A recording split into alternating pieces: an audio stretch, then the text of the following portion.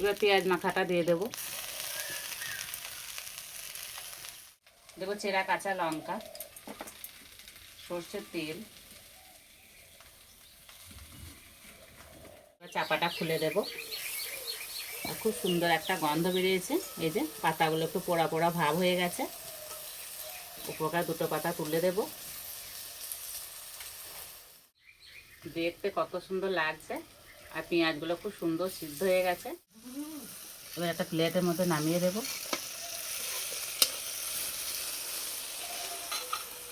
নমস্কার বন্ধুরা, আমি মধুমিতা। আজকে আমি পেঁয়াজ পোস্ত ভাপা রেসিপি করে দেখাবো।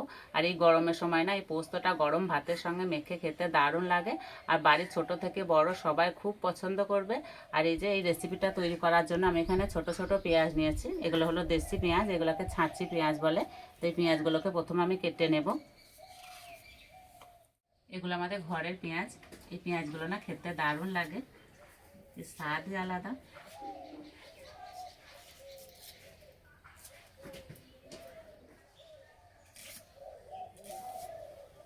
ঠিক এইভাবে একটু মোটা মোটা করে কেটে নেব।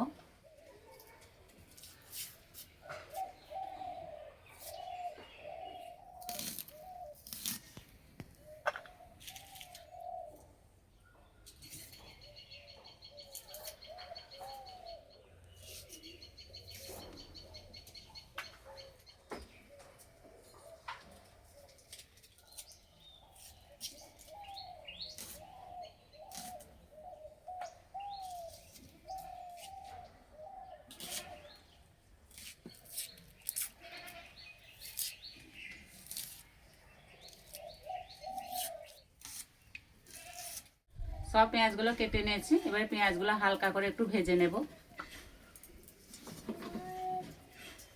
কড়াই দেবো সর্ষের তেল। তেল বেশি দেবো না, অল্প একটু দিলেই হবে। তেল গরম হয়ে গেছে, কেটে রাখা পেঁয়াজগুলো দিয়ে দেবো।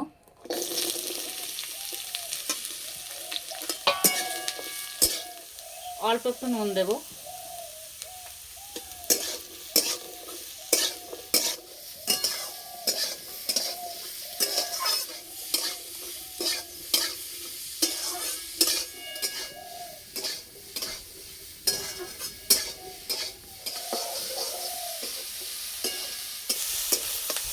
পেঁয়াজগুলো বেশ নরম হয়ে গেছে, এবার নামিয়ে দেব।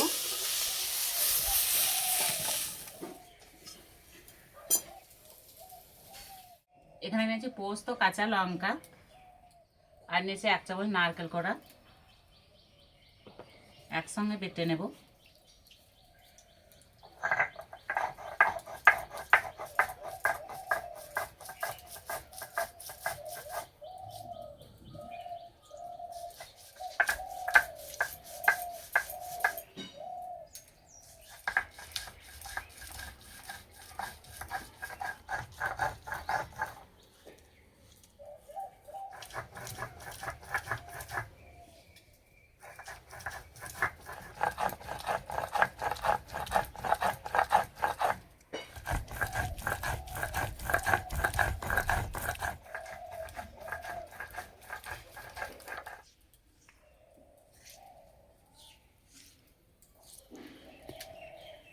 এদিকে ভাজা পেঁয়াজটা ঠান্ডা হয়ে গেছে।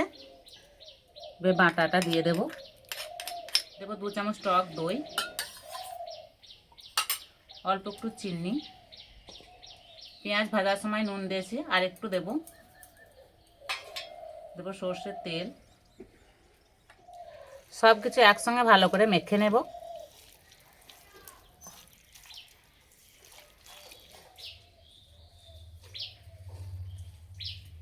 অল্প একটু জল দেব।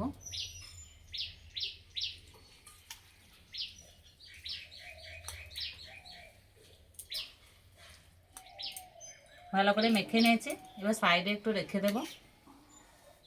এখানে কয়েকটা লাউ পাতা নিয়েছি, আর পাতাগুলো পরিষ্কার করে ধুয়ে ভালো করে জল ঝরিয়ে নিয়েছি। এবার পাতাগুলো একটু তেল মাখিয়ে নেব।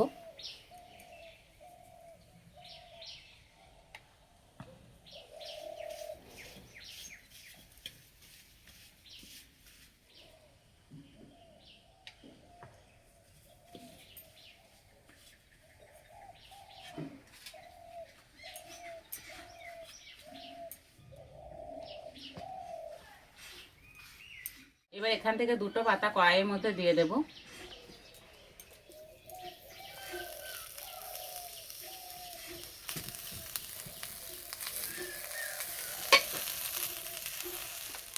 এবার পেঁয়াজ মাখাটা দিয়ে দেব।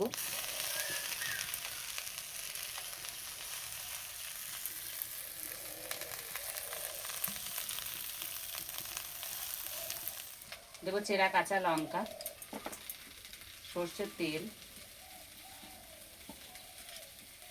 দুটো পাতা উপর দিয়ে দিয়ে দেবো।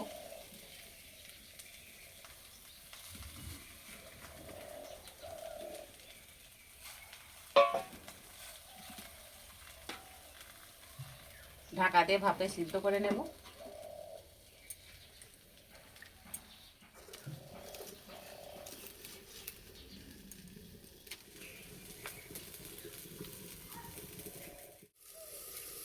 এই সময় উনানে আঁচটা মাঝারি রাখবো, আর যখনই দেখবেন খুব সুন্দর একটা গন্ধ বেরিয়েছে তখনই নামিয়ে দিতে হবে।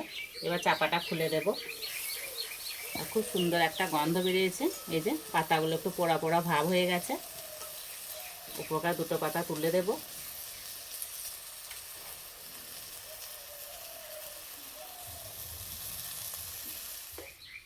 দেখতে কত সুন্দর লাগছে, আর পেঁয়াজগুলো খুব সুন্দর সিদ্ধ হয়ে গেছে। এবার নামিয়ে দেব।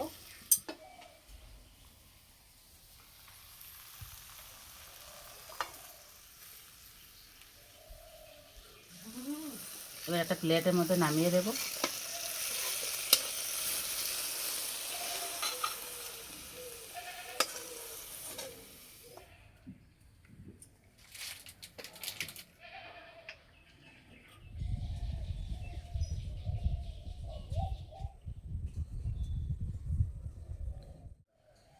হাতে গোনা কয়েকটা উপকরণ দিয়ে যে এরকম মজা রান্না তৈরি করা হয় ভাবাই যায় না।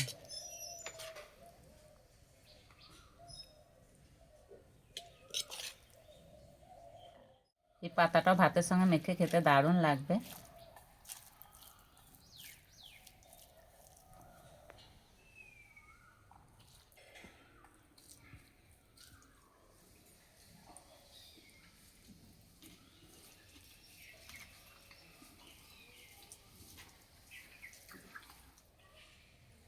সত্যি বন্ধুরা খেতে দারুণ হয়েছে।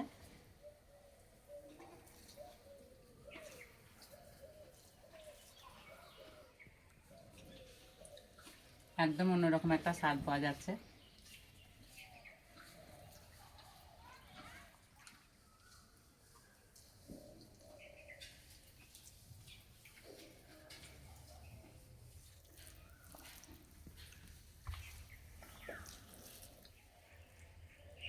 দুপুরকার ভাতের সঙ্গে যদি এরকম একটা রান্না থাকে না, তাহলে অন্য আর কিছুই লাগবে না।